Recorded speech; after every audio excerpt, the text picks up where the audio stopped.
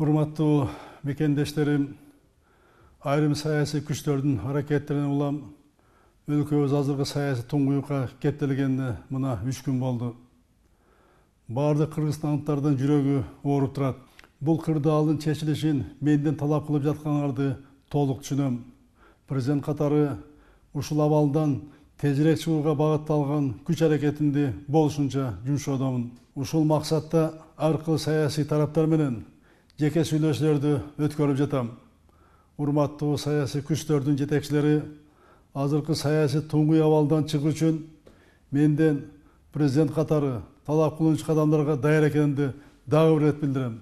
Бирок кырдаалды жөнгө салуу милдетин алам деген тараптардан сүйлөшүү үчүн бирдиктүү аянтча сунуштар керек.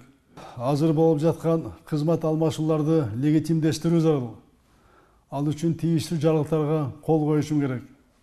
Саясий туңгуюктан өлкөнү алып чыгуу үчүн ушул расмий документтер зарыл. Урматтуу мекендештерим, сиздердин сабырдуулугуңуздарга таазим этем.